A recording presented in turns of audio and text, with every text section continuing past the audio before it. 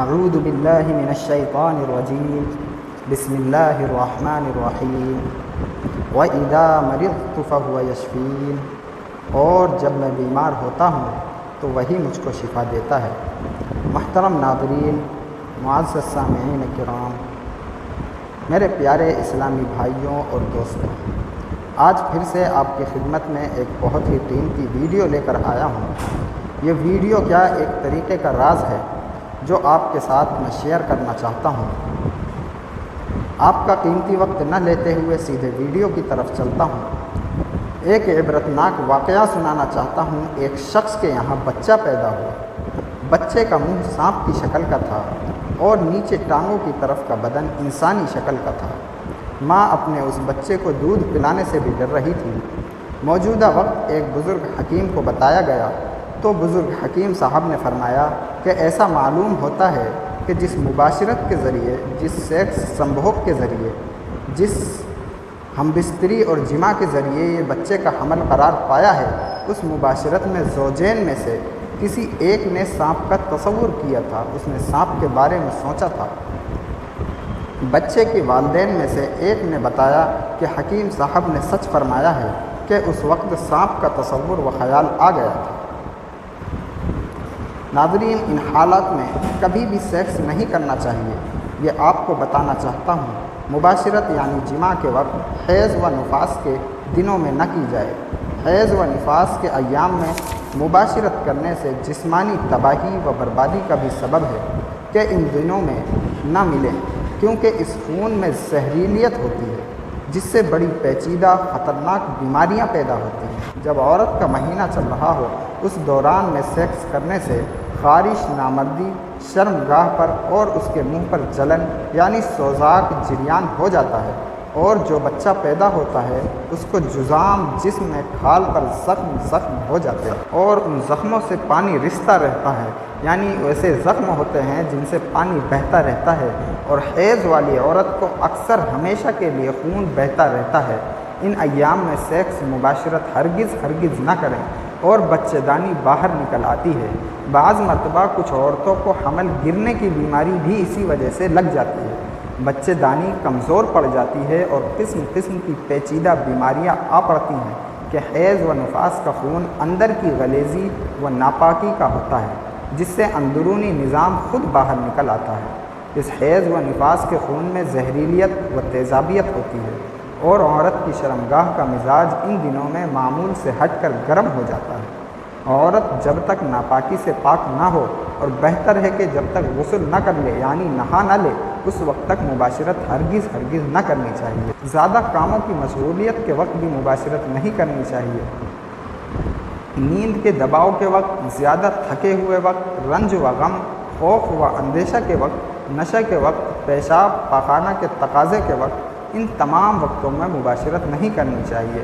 ایسا نہ ہو کہ آپ کو نیند آ رہی ہے اور آپ مباشرت کریں، اور ایسا بھی نہ ہو آپ کو کوئی غم ہو یا کسی بات کا خوف کا اندیشہ ہو، یا آپ نے کسی طریقے کا نشہ کیا ہوا ہو۔ بیوی یا مرد دونوں میں سے کوئی بھی اس حالت میں بھی نہ ہو کہ اس کو پیشاب یا پخانے کا تقاضا ہو یا اس کی حاجت ہو، تو ان وقتوں میں بھی مباشرت ہرگز نہیں کرنی چاہیے۔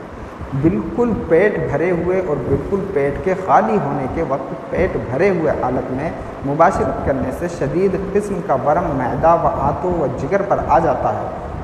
عام طور پر دیکھا جاتا ہے کہ اگر آدمی کا پیٹ بھرا ہوا ہے، اگر اس وقت سیکس کیا تو آنتوں، جگر اور معدے میں ورم ہو جاتا ہے۔ عقل مندوں نے کہا ہے کہ بھرے پیٹ میں مباشرت کرنے سے شوگر کی بیماری پیدا ہو جاتی ہے اور بدن کو کمزور بنا دیتی ہے۔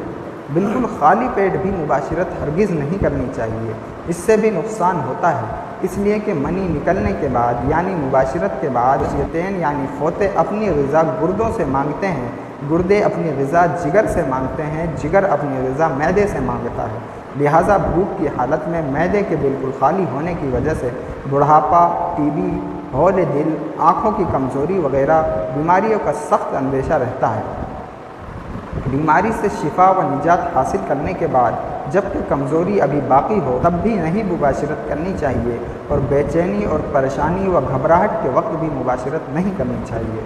پاگل دیوانے پن کی حالت میں، مرگی کی بیماری والے، ٹی بی کے مرض، دل کے مریض میں مبتلا بیماروں کو بھی مباشرت سے بچنا چاہیے۔ زیادہ دماغی محنت کرنے کے وقت، اور وہ لوگ جن کو آنکھوں کی کمزوری، بدن کی لاغری اور جن کو معدے و جگر کی کمزوری ہو، ان کو بھی مباشرت سے نقصان ہو جاتا ہے۔ بواسیر کے مریض، آتشک، سوزاک کے مریضوں کو بھی مباشرت سے بچنا چاہیے۔ ایسے لوگ جن کو بواسیر کی دقت ہو، یا کسی طریقے کا خون وغیرہ جسم سے نکلتا ہو، یا پیشاب میں جلن یا خون آتا ہو، یا پھر مریضوں کو ان بیماریوں میں سے کوئی بیماری حتیٰ کہ نزلے کے وقت بھی مباشرت نقصان دہ ثابت ہوتی ہے۔ طاعون اور گندی ہواؤں کے چلنے کے وقت بھی مباشرت سے بچیں۔ کسی بھی قسم کی بیماری، کسی بھی قسم کی ہوا میں تبدیلی کے وقت بھی یہ عمل سر انجام نہیں دینا چاہیے۔ عقل مندوں نے فرمایا ہے کہ جو انسان چاند کی 11 تاریخ کو مباشرت کرتا ہے تو وہ اپنی زندگی کو کم کرتا ہے۔ بزرگوں نے فرمایا ہے کہ چاند کی پہلی رات اور درمیانی رات اور بالکل آخری رات، یعنی مہینے کے ختم کی رات کو مباشرت نہ کی جائے۔ نہ ہی مہینے کے شروع کے وقت اور نہ ہی بالکل بیچ کے وقت سیکس کرنا نہیں چاہیے۔ ان راتوں میں مباشرت کے وقت شیطان موجود ہوتے ہیں، اور بعض بزرگوں نے تو یہاں تک فرمایا ہے کہ ان راتوں میں شیطان مباشرت کیا کرتے ہیں، اور یہ کہ ان تاریخوں میں حمل ٹھہرنے سے اولاد جو پیدا ہوتی ہے وہ ضعیف، کمزور، ناقص الاعضاء یعنی اعضاء کی کمی والی ہوتی ہے۔ بالغ ہونے سے پہلے اگر حمل ٹک جائے تو وہ اولاد مریض پیدا ہوگی۔ رات کے اول حصے میں مباشرت کرنے سے جو اولاد پیدا ہوتی ہے اس کی عمر بہت تھوڑی ہوتی ہے۔ آخری والی رات کی مباشرت سے جو اولاد پیدا ہوتی ہے وہ تندرست و اطاعت گزار ہوتی ہے۔ یعنی رات کے پہلے حصے میں بھی مباشرت نہ کریں، کیونکہ اس سے جو اولاد پیدا ہوتی ہے اس کی عمر کم ہوتی ہے۔ ناظرین، ویڈیو پسند آئی ہو تو لائک اور شیئر کریں۔ فقط والسلام علیکم ورحمۃ اللہ وبرکاتہ۔